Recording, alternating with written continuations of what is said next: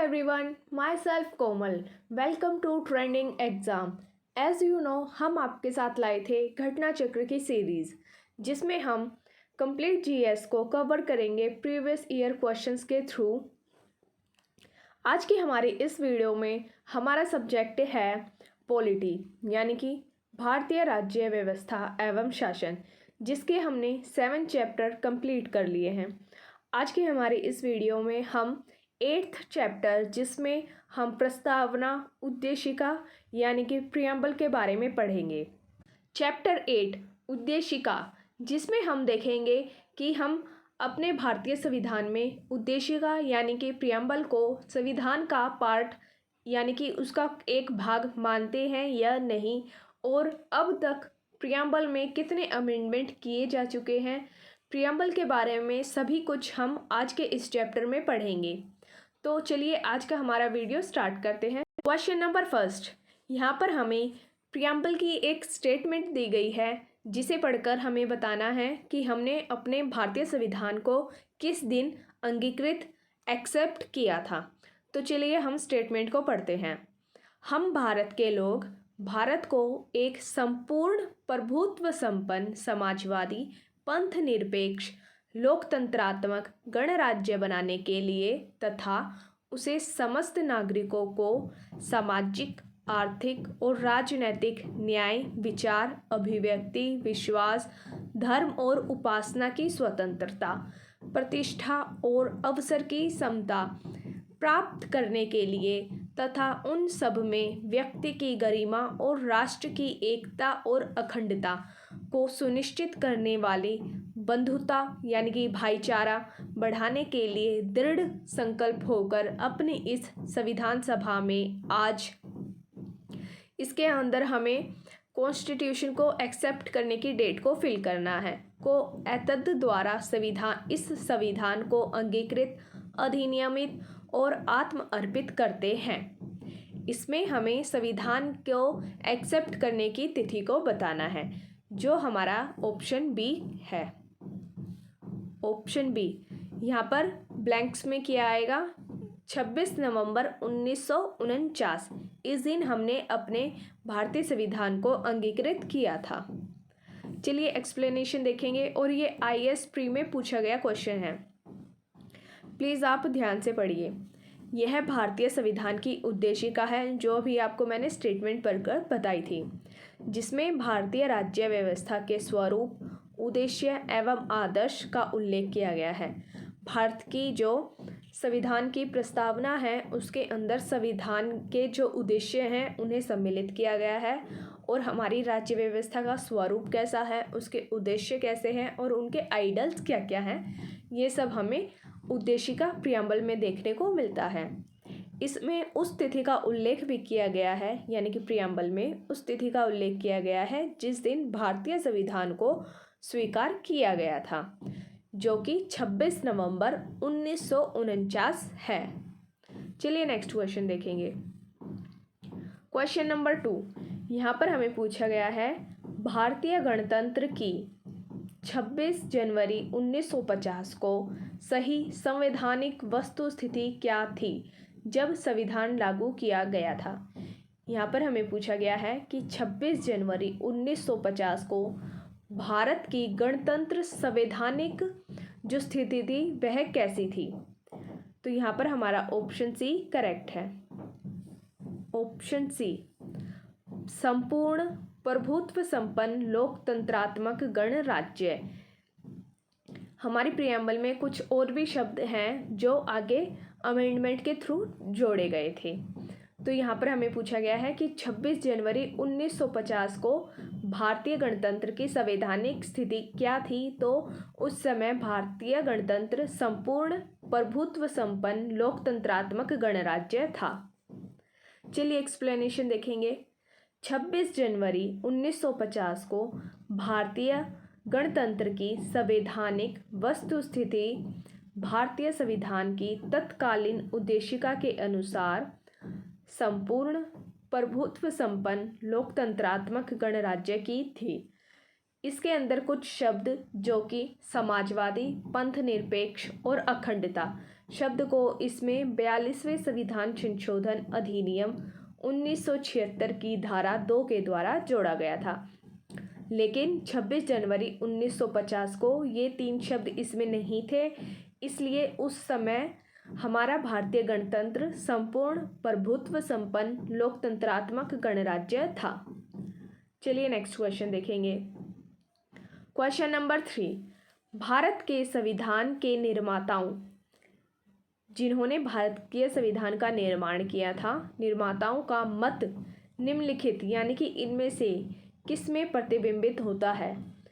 हमारे भारतीय संविधान के जो निर्माता थे उनका जो उद्देश्य था वो इनमें से किसमें प्रतीत होता है? हमें ये बताना है कि हमें इनमें से किसे देखकर हम ये बता सकते हैं कि भारतीय संविधान के निर्माताओं का उद्देश्य ये था। यहाँ पर हमारा ऑप्शन ए करेक्ट है, उद्देशिका यानी कि प्रस्तावना।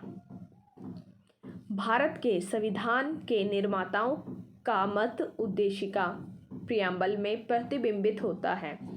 यह संविधान निर्माताओं की मन स्थिति को समझने की एक कुंजी है। हमारे भारतीय संविधान निर्माताओं के मन में उस समय क्या चल रहा था, जिस समय संविधान बना रहे थे, ये सब हमें प्रियम्बल को देखकर पता चल जाता है। यह संविधान निर्माताओं की मन स्थिति को समझने की एक कुंजी है। यह संविधान निर्माताओं के सिद्धांतों और आदर्शों को प्रदर्शित करती है। संविधान की प्रस्तावना ने देश की नियति को आकार देने में प्रमुख भूमिका निभाई है। 13 दिसंबर 1946 को संविधान सभा के सामने जवाहरलाल नेहरू द्वारा एक उद्देश्य प्रस्ताव रखा गया था। 22 जनवरी 1947 को ये प्रस्ताव पारित किया गया था और इसी प्रस्ताव में कुछ चेंजेस करके हमने संविधान की प्रस्तावना को स्वीकार किया था। पंडित जवाहरलाल नेहरू ने एक प्रस्ताव रखा था 26 जनवरी 1947 को और इसी प्रस्ताव के अंदर कुछ चेंजेस किए गए थे। उसके बाद इसे प्रियम्बल का रूप दे दिया गया था। चलिए नेक्स्ट क्वेश्चन देखेंगे। क्वेश्चन नंबर 4, भारत के संविधान की प्रस्तावना में कितने प्रकार के न्याय, स्वतंत्रता, समानता एवं भ्रातृत्व का उसी क्रम में उल्लेख किया गया है? यहाँ पर हमें ये पूछा गया है कि भारतीय संविधान की जो प्रस्तावना है उसमें कितने प्रकार के न्याय हैं, स्वतंत्रता है, समानता है और भ्रातृत्व है। इसे हमें सीरियल वाइज मतलब क्रम वाइज हमें बताना है। तो यहाँ पर हमारा ऑप्शन ए करेक्ट है। Option A 3, 5, 2, 1। चलिए एक्सप्लेनेशन देखेंगे। भारत के संविधान की प्रस्तावना में 3 प्रकार के तो न्याय हैं और 5 प्रकार की स्वतंत्रता के बारे में दिया गया है। 2 प्रकार की समानता एवं 1 प्रकार के भ्रातृत्व का उल्लेख किया गया है। 3, 5, 2, 1 हमें इस सीरियल में बताना है कितने प्रकार के न्याय हैं, कितने प्रकार की स्वतंत्रता, कितने प्रकार की समानता और कितने प्रकार के भ्रातृत्व। और ये न्याय, स्वतंत्रता, समानता और भ्रातृत्व हमें अपने आर्टिकल्स में देखने को मिलेंगे आगे चलकर, जिन्हें हम पढ़ेंगे। क्वेश्चन नंबर 5, यहाँ पर हमें कुछ वर्ड दिए गए हैं जिन्हें हमें सीरियल वाइज लगा के बताना है कि हमारे प्रस्तावना में हमारे भारतीय की संविधान की प्रस्तावना में कौन सा वर्ड किसके बाद आता है। तो चलिए देखते हैं। यहाँ पर हमें जो ऑप्शन दिए गए हैं वे सभी गलत ऑप्शन हैं। चलिए एक्सप्लेनेशन देखेंगे। इसके अंदर आपको सीरियल वाइज सही क्रम दिया गया है। चलिए देखते हैं। भारतीय संविधान की प्रस्तावना में वर्णित किए गए हैं, मतलब ये जो ऊपर शब्द दिए गए हैं भारतीय प्रस्तावना में दिए गए हैं, ये भारतीय राज्य व्यवस्था का स्वरूप का वर्णन करते हैं। इनमें से जो समाजवादी और पंथ निरपेक्ष शब्द हैं वे भारत के संविधान में मूल संविधान में नहीं थे। इन्हें 42वें संविधान संशोधन 1976 में जोड़ा गया था। इनके जोड़े जाने के बाद में संविधान में इन शब्दों का निर्धारित क्रम है, यानी कि इन्हें जोड़ने के बाद में जो निर्धारित क्रम बनता है हमारे भारतीय संविधान का, वह इस प्रकार है। सबसे पहले सार्वभौम, सत्ता संपन्न, समाजवादी, पंथ निरपेक्ष, लोकतंत्रात्मक, गणतंत्र। ये क्रम हमारे भारतीय संविधान की प्रस्तावना में दिया गया है। और यहाँ पर जो पंथ निरपेक्ष और धर्मनिरपेक्ष शब्द आते हैं उनका सिमिलर ही यूज़ किया गया है, लेकिन धर्मनिरपेक्ष का मतलब होता है कि हमारे जो भारत के अंदर धर्म हैं इनके अंदर कोई भी भेदभाव नहीं करना, सभी के साथ किसी का पक्ष ना लेना, सबसे निरपेक्ष रहना, धर्मनिरपेक्ष। लेकिन जो पंथ निरपेक्ष शब्द है इसके अंदर जो एक ही धर्म के अंदर डिवीज़न होते हैं उनसे भी परे रहना है, पंथ निरपेक्ष। चलिए आगे देखते हैं। भारत के संविधान में जो शब्द दिए गए हैं वो संपूर्ण इस तरह हैं: संपूर्ण प्रभुत्व संपन्न, समाजवादी, पंथ निरपेक्ष, लोकतंत्रात्मक, गणराज्य। यहाँ पर हमें एक जनवादी शब्द के बारे में भी बताया गया है, लेकिन जनवादी शब्द का जो यूज़ है वह भारतीय संविधान की उद्देशिका में नहीं किया गया है। यह शब्द चीन में यूज़ किया जाता है। चलिए आगे देखते हैं। नेक्स्ट क्वेश्चन, भारतीय संविधान की प्रस्तावना में भारत को किस रूप में घोषित किया गया है? यहाँ पर हमें पूछा गया है कि भारत का जो स्वरूप है वह कैसा है, हमारी प्रस्तावना में स्वरूप को कैसा दर्शाया गया है। तो यहाँ पर हमारा ऑप्शन सी करेक्ट है। ऑप्शन सी, एक सार्वभौम, समाजवादी, धर्मनिरपेक्ष, प्रजातांत्रिक, गणतंत्र। लोकतांत्रिक और प्रजातांत्रिक वर्ड सिमिलर हैं। चलिए एक्सप्लेनेशन देखेंगे। भारतीय संविधान की प्रस्तावना में भारत को एक सार्वभौम यानी कि संपूर्ण प्रभुत्व संपन्न, समाजवादी, पंथ निरपेक्ष, लोकतंत्रात्मक गणराज्य के रूप में घोषित किया गया है। भारतीय संविधान में पंथ निरपेक्ष और लोकतंत्रात्मक शब्द का उल्लेख किया गया है, ना कि धर्मनिरपेक्ष और प्रजातांत्रिक, क्योंकि धर्मनिरपेक्ष का मतलब है अलग अलग धर्मों के पक्ष से दूर रहना, लेकिन जो पंथ निरपेक्ष है एक ही धर्म के अंदर भी कितने डिवीज़न हैं उन सब से भी अलग रहना। चलिए नेक्स्ट क्वेश्चन देखेंगे। क्वेश्चन नंबर 7, निम्न शब्दों पर विचार करें। यहाँ पर हमें कुछ शब्द दिए गए हैं जिन्हें हमें सही क्रम में लगाना है कि यह भारतीय प्रस्तावना में किस क्रम में दिए गए हैं। ए समाजवादी, बी प्रजातांत्रिक, सी सार्वभौमिक, डी धर्मनिरपेक्ष। तो यहाँ पर हम देखेंगे हमारा जो सीरियल वाइज क्रम है वह है ऑप्शन ए, पहले सार्वभौम, फिर समाजवादी, फिर धर्मनिरपेक्ष और सबसे एंड में प्रजातांत्रिक। यहाँ पर हमारा ऑप्शन ए करेक्ट हुआ।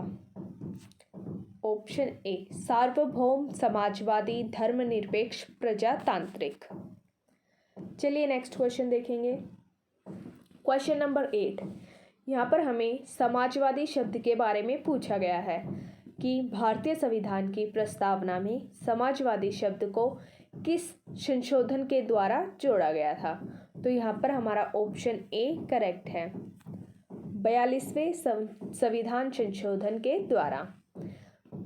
42वें संविधान संशोधन अधिनियम 1976 द्वारा भारतीय संविधान की प्रस्तावना में 3 शब्दों को जोड़ा गया, जिसमें समाजवादी, पंथ निरपेक्ष और अखंडता शब्द जोड़े गए थे। नेक्स्ट क्वेश्चन, यहाँ पर हमें पूछा गया है कि 42वें संविधान संशोधन के माध्यम से भारत के संविधान की प्रस्तावना में किन शब्दों को जोड़ा गया था। तो यहाँ पर हमारा ऑप्शन सी करेक्ट हुआ। समाजवाद और पंथ निरपेक्ष, इन शब्दों को 42वें संविधान संशोधन के द्वारा जोड़ा गया था और इसमें अखंडता शब्द को भी जोड़ा गया था। क्वेश्चन नंबर 10, भारतीय संविधान की प्रस्तावना में धर्मनिरपेक्ष व समाजवादी शब्द कब जोड़े गए थे या किस संविधान संशोधन के द्वारा जोड़े गए थे। तो यहाँ पर हमारा ऑप्शन सी करेक्ट है, 42वें संविधान संशोधन के द्वारा धर्मनिरपेक्ष, समाजवादी और अखंडता शब्द जोड़े गए थे।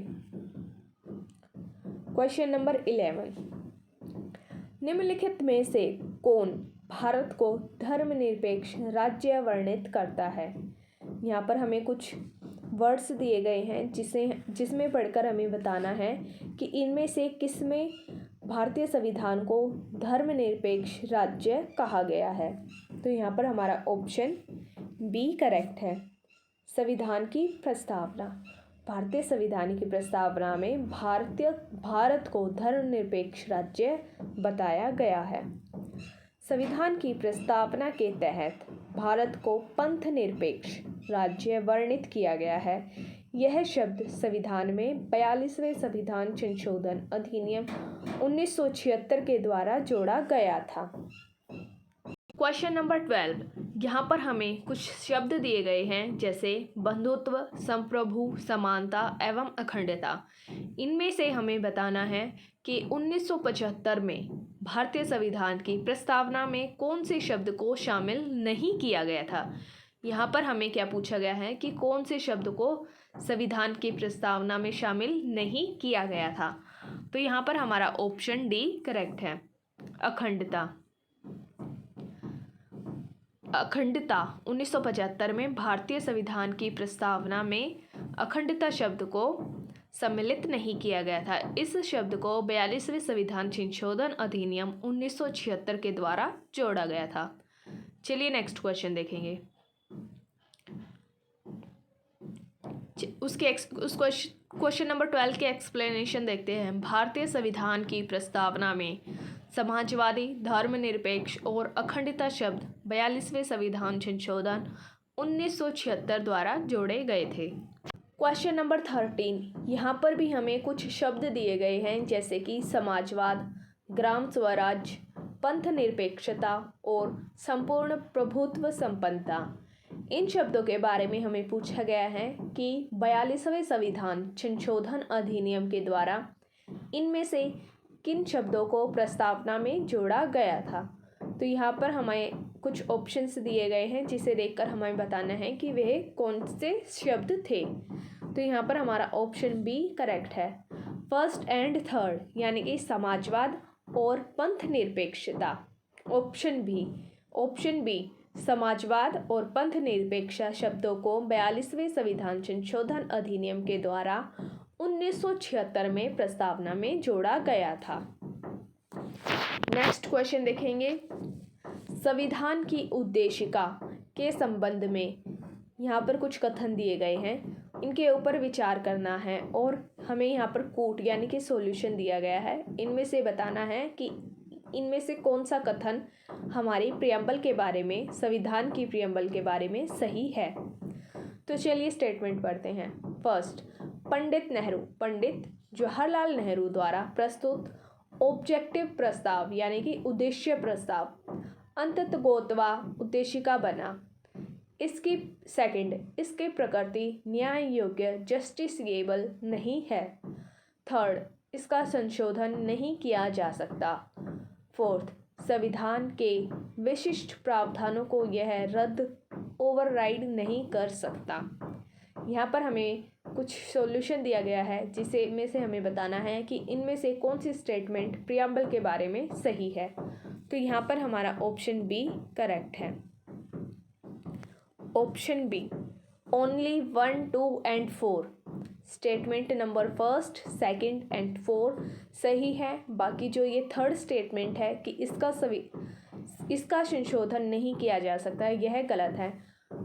पहले प्रस्तावना का संशोधन नहीं किया जा सकता था, लेकिन बाद में कुछ ऐसे केसेस आए जिसमें हमारी सुप्रीम कोर्ट ने यह निर्णय दिया कि संविधान की प्रियम्बल संविधान का पार्ट है और इसका संशोधन किया जा सकता है। चलिए इसकी एक्सप्लेनेशन देखेंगे। पंडित नेहरू द्वारा 13 दिसंबर 1946 को प्रस्तुत तथा संविधान सभा द्वारा 22 जनवरी 1947 को स्वीकृत ऑब्जेक्टिव उद्देश्य प्रस्ताव ही अंततोगत्वा भारतीय संविधान की उद्देशिका बना। यानी कि पंडित नेहरू ने 13 दिसंबर 1946 को संविधान सभा में 22 जनवरी 1947 को वह स्वीकार किया गया था। एक प्रस्ताव रखा था और उसी प्रस्ताव के अंदर कुछ चेंजेस करके उसे उद्देशिका का स्वरूप दिया गया था।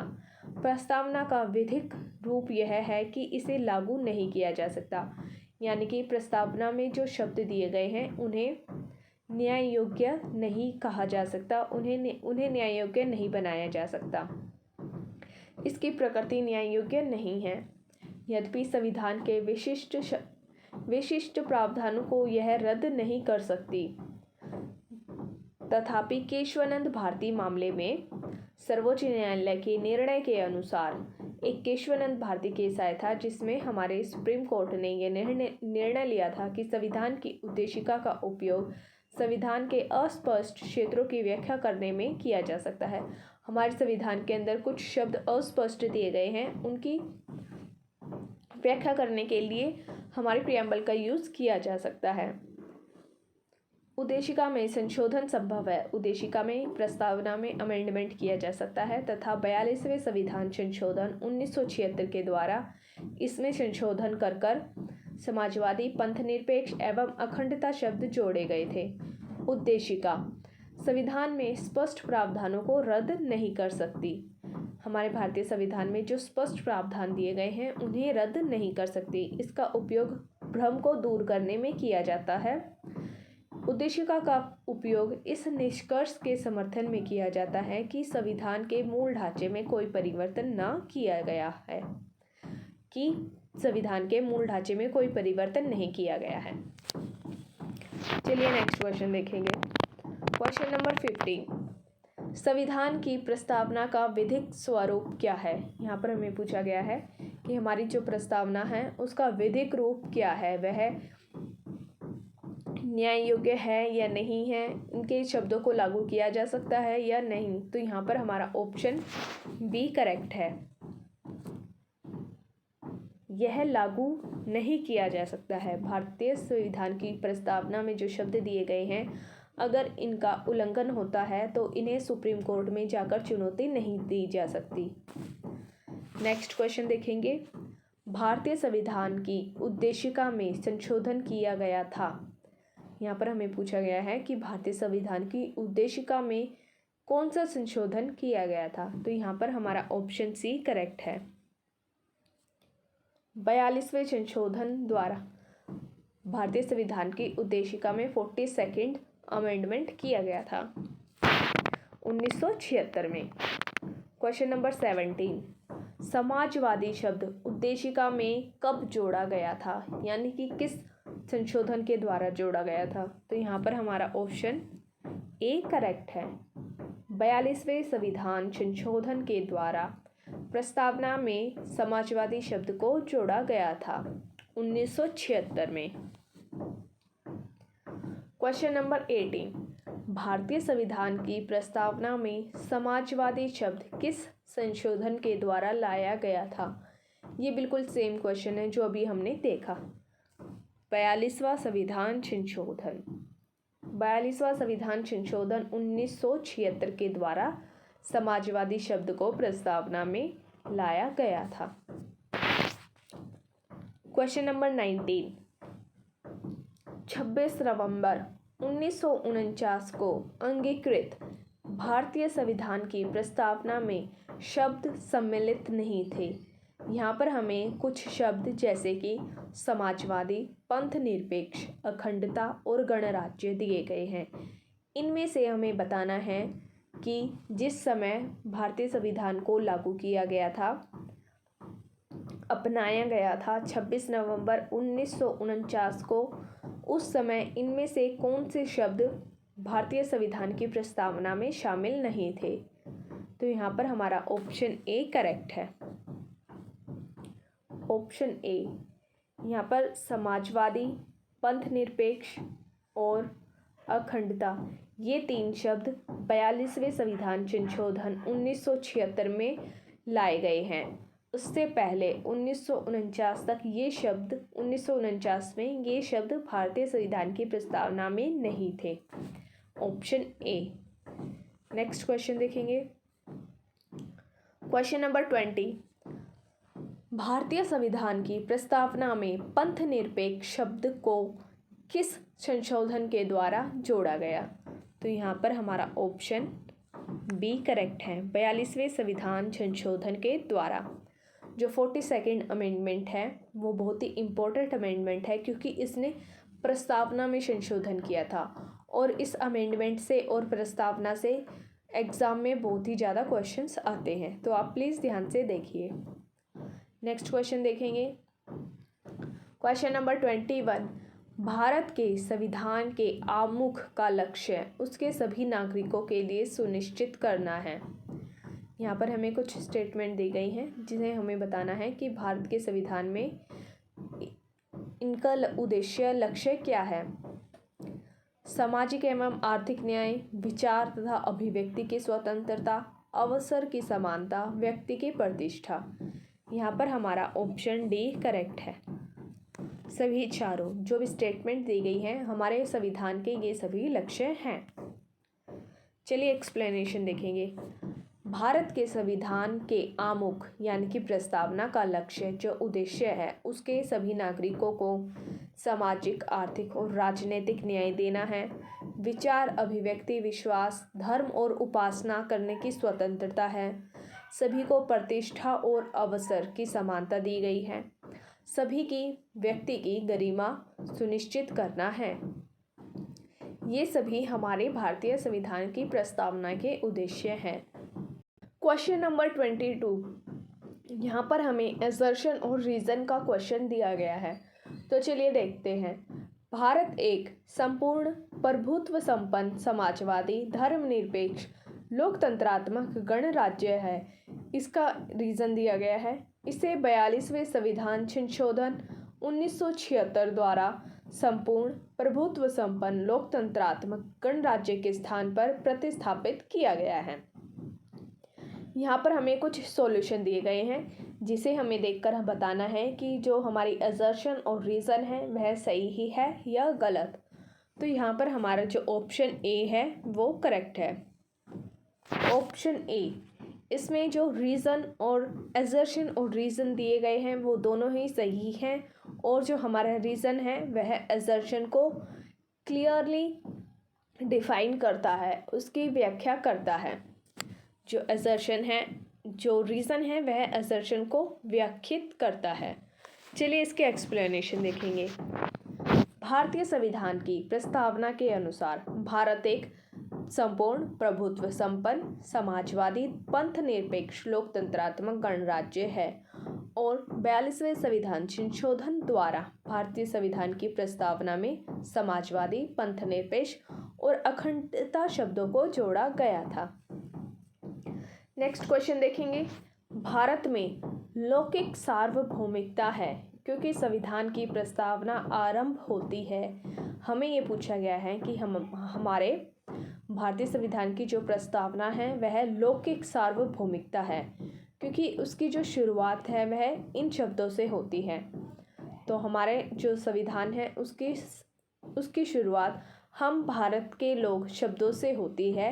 इस प्रकार हम कह सकते हैं कि भारतीय संविधान की प्रस्तावना लौकिक सार्वभौमिकता है। ऑप्शन डी, हम भारत के लोग शब्दों से हमारी प्रस्तावना की शुरुआत होती है। चलिए एक्सप्लेनेशन देखेंगे। भारतीय संविधान की प्रस्तावना हम भारत के लोग we the people of India शब्दों से शुरू होती है, अतः भारत में लौकिक सार्वभौमिकता है जिसका अर्थ है जनता सर्वशक्तिमान है और किसी बाह्य सत्ता के अधीन नहीं है। Question number 24। हम भारत के लोग we the people of India शब्दों का प्रयोग भारतीय संविधान में कहाँ किया गया है? हमारे भारत का जो संविधान है इस पूरे संविधान में हम भारत के लोग शब्दों का प्रयोग कहाँ पर किया गया है? तो यहाँ पर हमारा ऑप्शन डी करेक्ट है। संविधान की प्रस्तावना में ही शुरू में हम भारत के लोग का प्रयोग किया गया है। इन्हीं शब्दों से प्रस्तावना की शुरुआत होती है। Question number 25। सभी व्यक्ति पूर्णतः और समान रूप से मानव हैं, यह सिद्धांत जाना जाता है। भारतीय संविधान में कुछ शब्द बोले गए हैं, जैसे सभी व्यक्ति पूर्णतः समान और समान रूप से मानव है। यह सिद्धांत किस चीज से जाना जाता है? तो यहाँ पर हमारा ऑप्शन ए करेक्ट है। सार्वभौमिकता, यानी कि सभी व्यक्ति पूर्ण और समान रूप से मानव है, सार्वभौमिकता। चलिए एक्सप्लेनेशन देखेंगे। सभी व्यक्ति पूर्णतः और समान रूप से मानव है, यह सिद्धांत सार्वभौमिकतावाद के नाम से जाना जाता है। इस सिद्धांत के अनुसार सभी व्यक्तियों को उनके मानव अधिकार समान रूप से बिना किसी भेदभाव के दिए जाते हैं।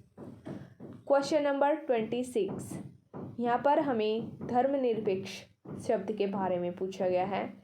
भारत के संदर्भ में इनमें से कौन धर्मनिरपेक्ष शब्द का सही भाव व्यक्त करता है? तो यहाँ पर हमारा ऑप्शन डी करेक्ट है। ऑप्शन डी, भारत में राज्य का कोई धर्म नहीं है। हमारे भारत देश में राज्य का कोई धर्म नहीं है, वह धर्मनिरपेक्ष है। चलिए इसकी एक्सप्लेनेशन देखेंगे। भारत के पंथ निरपेक्ष धर्मनिरपेक्ष राज्य होने का सही भाव यह है कि भारत में राज्य का कोई धर्म नहीं है। सभी धर्मों को राज्य द्वारा समान प्रश्रय यानी कि आश्रय अपेक्षित है। क्वेश्चन नंबर 27, निम्नलिखित में से कौन सा शब्द भारत के संविधान की उद्देशिका में नहीं है? इनमें से किस शब्द को भारतीय संविधान की प्रस्तावना में शामिल नहीं किया गया है? तो यहाँ पर हमारा ऑप्शन डी करेक्ट है। लोक कल्याण प्रस्तावना में शामिल नहीं है। बाकी समाजवादी, पंथ निरपेक्ष और प्रभुत्व संपन्न इन शब्दों को उद्देशिका में शामिल किया गया है। भारतीय संविधान की उद्देशिका प्रस्तावना में लोक कल्याण शब्द का उल्लेख नहीं है। प्रस्तावना में प्रभुत्व संपन्न, समाजवादी, पंथ निरपेक्ष, लोकतंत्रात्मक, गणराज्य शब्द हैं। क्वेश्चन नंबर 28, भारतीय संविधान की प्रस्तावना में इनमें से किस स्वतंत्रता का वर्णन नहीं है? हमारी जो प्रस्तावना है उसमें कुछ प्रकार की स्वतंत्रताएं दी गई हैं, तो ये पूछा गया है कि इनमें से कौन सी स्वतंत्रता संविधान की प्रस्तावना में नहीं है?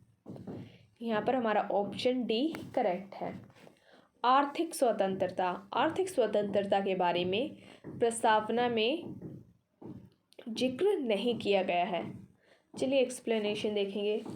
भारतीय संविधान की प्रस्तावना में सामाजिक, आर्थिक और राजनीतिक न्याय, विचार अभिव्यक्ति, विचार प्रकट करने, विश्वास, धर्म और उपासना की स्वतंत्रता तथा प्रतिष्ठा और अवसर की समानता का वर्णन तो है, परंतु आर्थिक स्वतंत्रता का इसमें कहीं भी उल्लेख नहीं किया गया है। क्वेश्चन नंबर 29, इनमें से कौन भारतीय संविधान की प्रस्तावना में उल्लेखित नहीं है? यहाँ पर कुछ शब्द दिए गए हैं जिन्हें हमें बताना है कि कौन सा शब्द प्रस्तावना में नहीं है। तो यहाँ पर हमारा ऑप्शन डी करेक्ट है। धार्मिक न्याय जैसे शब्द की बात प्रस्तावना में नहीं की गई है।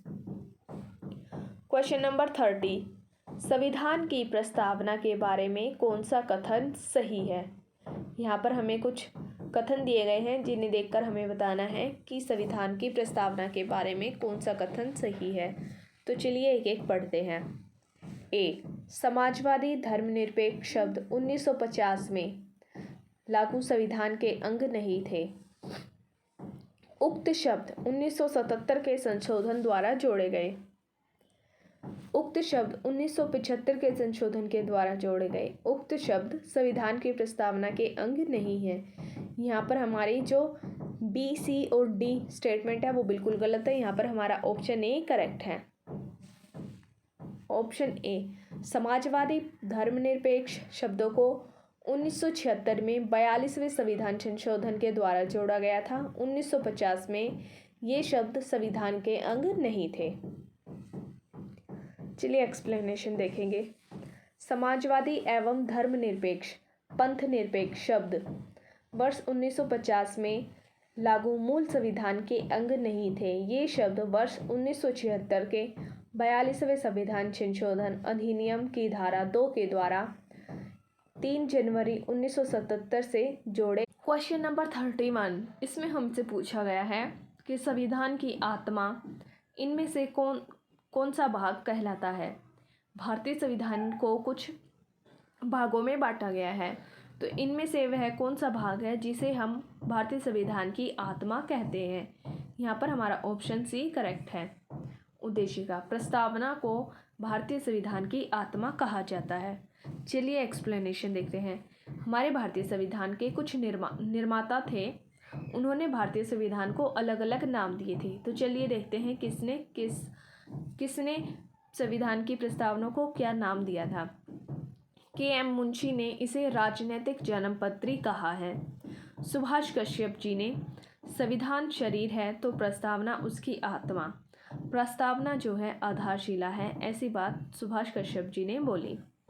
तो संविधान उस पर प्रस्तावना अगर आधारशिला है तो संविधान उस पर खड़ी अट्टकिला। नोट, यहाँ पर हमें कुछ नोट दिया गया है, चलिए देखते हैं। लोक सेवा आयोग उत्तर प्रदेश ने भी इस प्रश्न का उत्तर, यानी कि हमारे जो ये क्वेश्चन पूछा गया है कि संविधान की आत्मा किसे कहा गया है, इसका आंसर प्रियम्बल को माना है।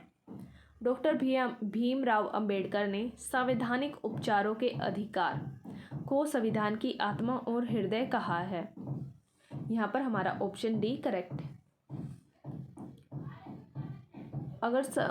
अगर हम डॉक्टर भीमराव अंबेडकर जी की बात मानते हैं तो यहाँ पर हमारा ऑप्शन डी करेक्ट होगा। लेकिन भारतीय संविधान की आत्मा किसे कहा जाता है, इसका सही उत्तर प्रियम्बल ही है, इसलिए आप प्लीज़ कंफ्यूज मत होना। नेक्स्ट क्वेश्चन देखेंगे। क्वेश्चन नंबर 32, निम्न में से किसने भारतीय संविधान की प्रस्तावना को हमारे संप्रभु प्रजातांत्रिक गणतंत्र की जन्म कुंडली कहा है। यहाँ पर हमें कुछ नाम दिए गए हैं और हमसे पूछा है कि किसने भारतीय संविधान की प्रस्तावना को प्रजातांत्रिक गणतंत्र की जन्म कुंडली कहा है। यहाँ पर हमारा ऑप्शन डी करेक्ट है।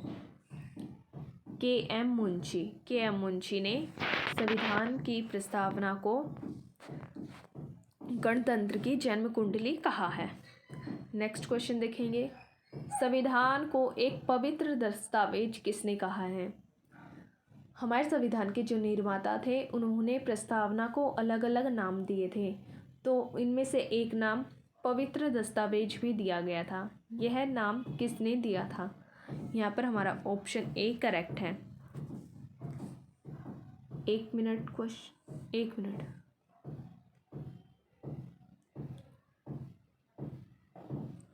क्वेश्चन नंबर 33, पवित्र दस्तावेज किसने कहा है। संविधान की प्रस्तावना को पवित्र दस्तावेज किसने कहा है। तो यहाँ पर हमारा ऑप्शन ए करेक्ट है, डॉक्टर भीमराव अंबेडकर ने। चलिए इसकी एक्सप्लेनेशन देखेंगे। डॉक्टर भीमराव अंबेडकर ने भारतीय संविधान को एक पवित्र दस्तावेज कहा है। 29 अगस्त 1947 को संविधान सभा ने डॉक्टर भीमराव अंबेडकर की अध्यक्षता में 7 सदस्यीय प्रारूप समिति का गठन किया था। क्वेश्चन नंबर 34, किस वाद के फैसले में सर्वोच्च न्यायालय ने सर्वप्रथम घोषित किया कि उद्देशिका संविधान का हिस्सा नहीं है। यहाँ पर हमें एक केस के बारे में पूछा गया है कि किस केस में सुप्रीम कोर्ट ने यह निर्णय लिया था कि प्रस्तावना संविधान का भाग नहीं है। तो यहाँ पर हमारा ऑप्शन ए करेक्ट हुआ।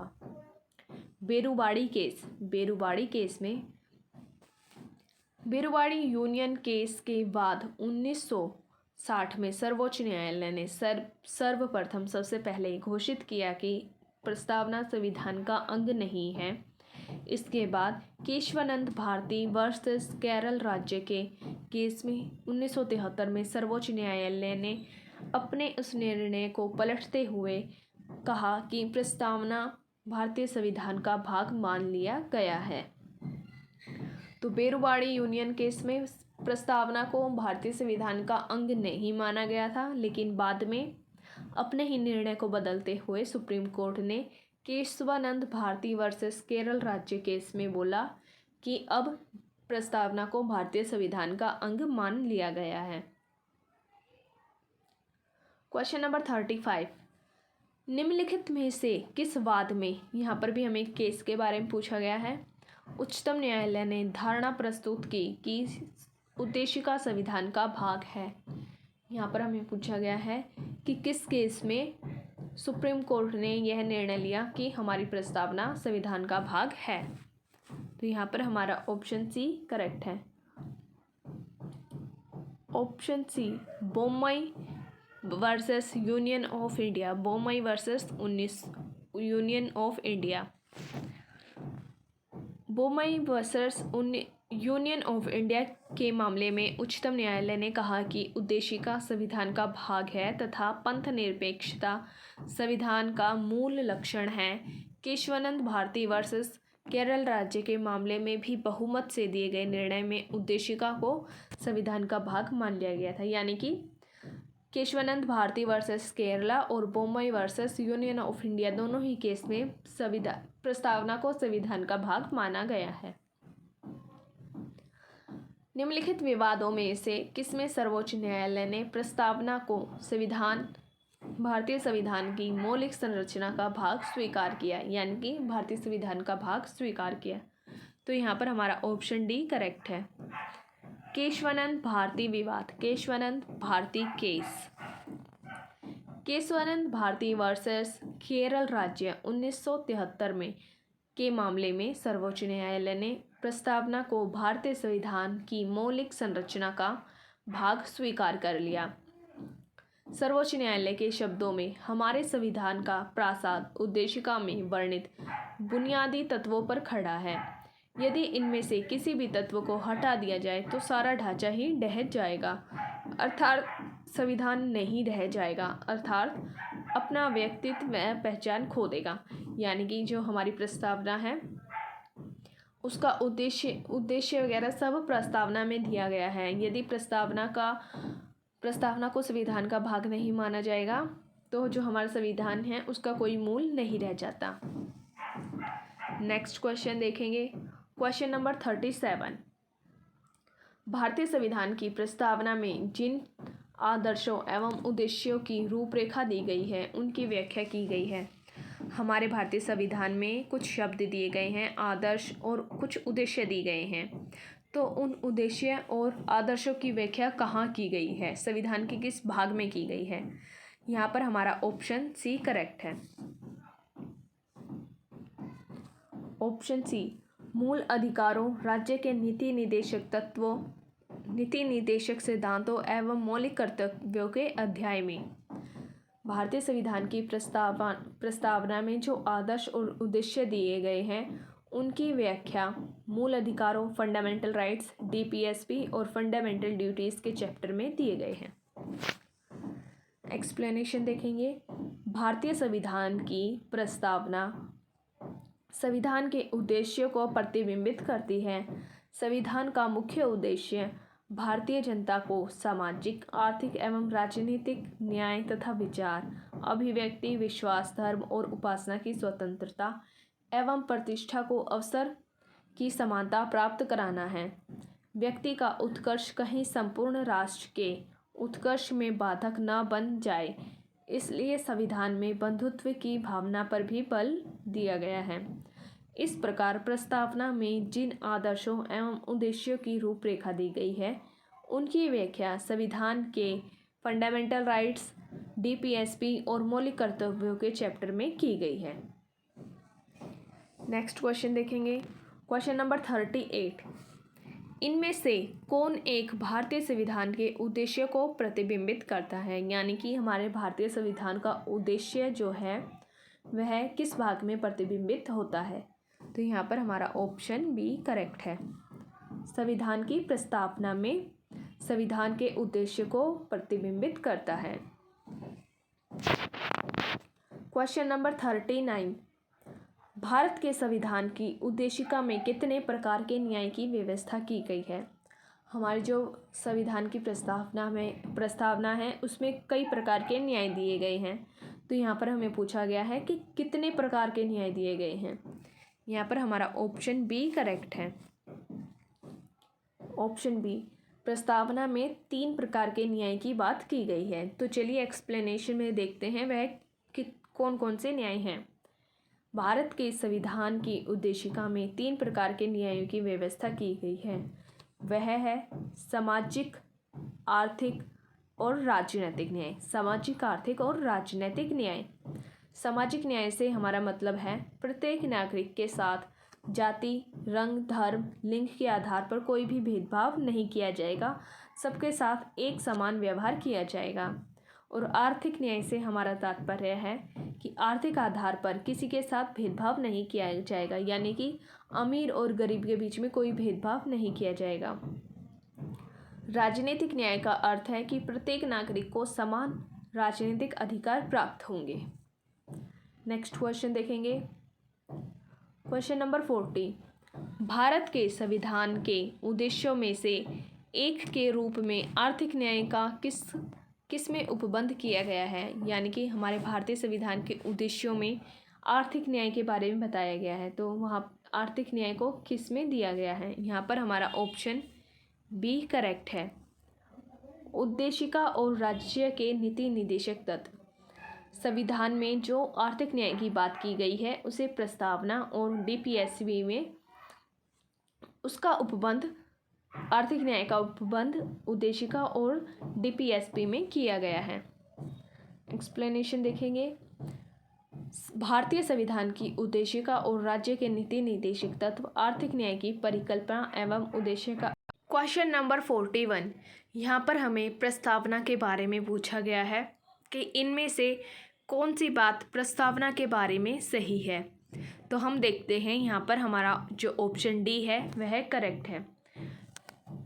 संविधान का भाग है, हमारी भारतीय संविधान की प्रस्तावना संविधान का भाग है, किंतु उसके अन्य भागों से स्वतंत्र होकर, यानी कि संविधान के जो दूसरे भाग हैं उनसे स्वतंत्र होकर उसका कोई विधिक प्रभाव नहीं है। यानी कि हमारे जो प्रस्तावना है इसे जस्टिसिएबल नहीं बनाया जा सकता, इसका उल्लंघन होने पर सुप्रीम कोर्ट में चुनौती नहीं दी जा सकती। चलिए एक्सप्लेनेशन देखेंगे। केशवानंद भारती वर्सेस केरल राज्य 1973 में सर्वोच्च न्यायालय ने एक वृद्ध संविधान पीठ ने यह निर्णय दिया कि उद्देशिका प्रस्तावना संविधान का भाग है। ऐसा सर्वोच्च न्यायालय ने इन रीबेरुबड़ी यूनियन 1960 के प्रकरण में दिए गए निर्णय अर्थात प्रस्तावना भारत के संविधान का भाग नहीं है को उलटते हुए दिया था। इस प्रकार यद्यपि उद्देशिका संविधान का भाग है तथा संविधान के अन्य भागों के निर्वचन में इसकी सहायता ली जा सकती है, लेकिन संविधान के अन्य भागों से स्वतंत्र होकर उद्देशिका का कोई विधिक प्रभाव नहीं। Question number 43। यहाँ पर हमें कुछ स्टेटमेंट दी गई है, कुछ ऑप्शंस दिए गए हैं जिसमें हमें पूछा गया है कि इनमें से कौन सा ऑप्शन सही है, निम्न में से कौन सही है। तो यहाँ पर हम देखते हैं कि ऑप्शन सी करेक्ट है। सामाजिक समानता संविधान में प्रत्यभूत है। हमारे संविधान में जो सामाजिक समानता की बात कही गई है, यानी कि ऑप्शन सी करेक्ट है। सामाजिक समानता संविधान में प्रत्यभूत है। चलिए इसके एक्सप्लेनेशन देखते हैं। संविधान के अनुच्छेद 14 से 18 के तहत प्रदत्त समानता के अधिकार में के विभिन्न प्रावधानों के तहत सामाजिक समानता प्रत्यभूत की गई है। यानी कि सामाजिक समानता को 14 से 18 आर्टिकल में दिया गया है। संविधान की प्रस्तावना में भी सामाजिक न्याय प्राप्त करने की बात कही गई है। तो चलिए आज का ये वीडियो हमारा यहीं पर ख़त्म होता है। नेक्स्ट वीडियो में हम शासन प्रणाली के चैप्टर को स्टार्ट करेंगे। तब तक के लिए थैंक यू।